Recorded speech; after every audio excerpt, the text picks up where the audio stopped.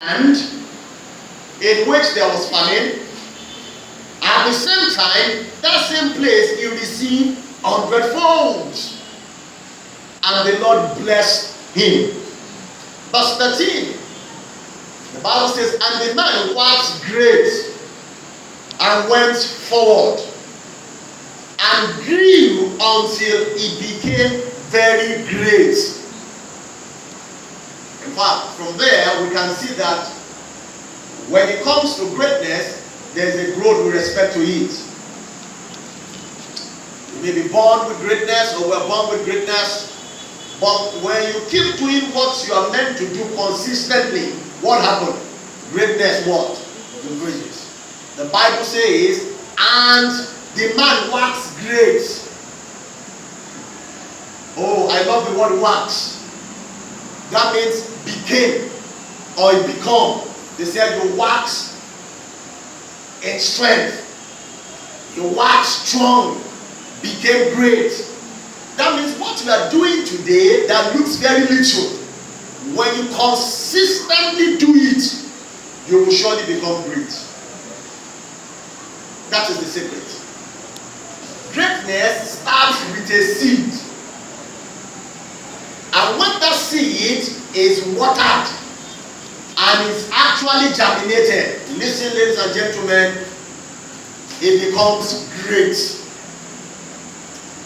12 years ago, I remember I met my pastor, Pastor Shola Folalade, who pastored Redeemed Christian Church of God, Trinity Chapel, for over 22 years in Britain.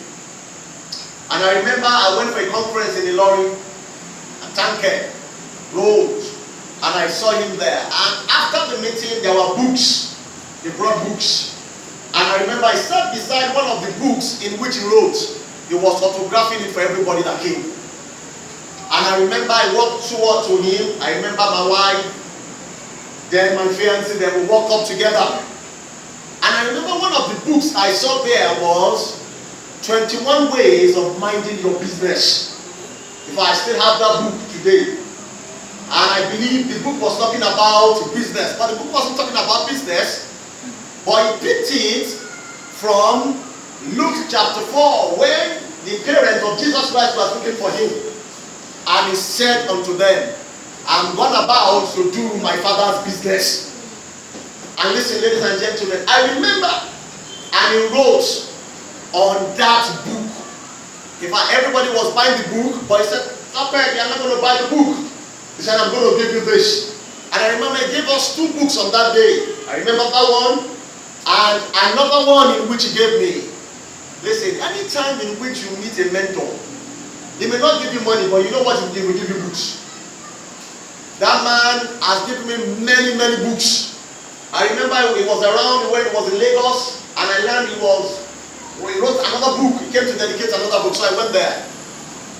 And the name of the book was The Heart of Leadership. And I remember he said, Topper Cake.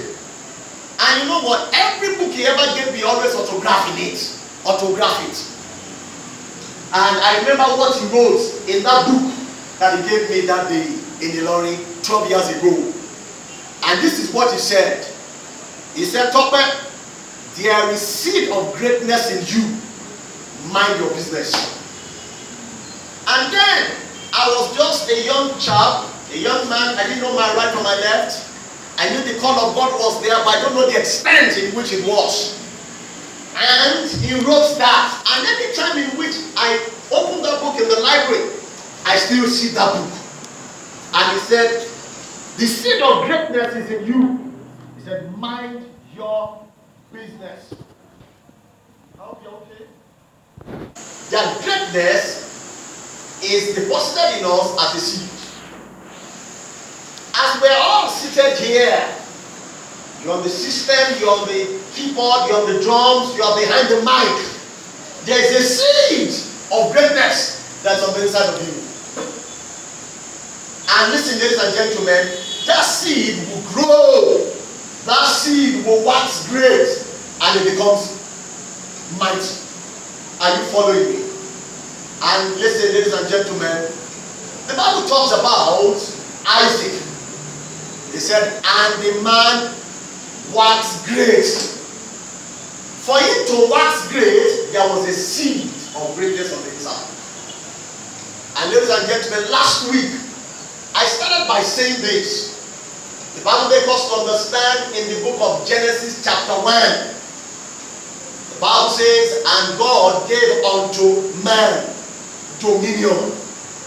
I said, when God created man, two things he gave man. Number one, he gave him what? Dominion. Dominion over things that creep on the floor, over things that flies in the sky, over things that walk it. But he never asked us to dominate others. The dominion in which he gave us was over all the things that was creeping on the surface of the earth.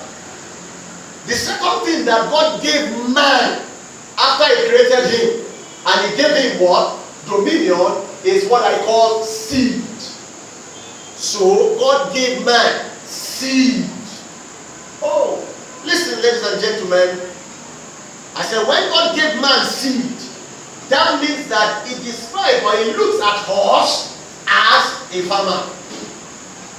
Because when you see a farmer, you will discover that one of the things that is common to them is what? Seed.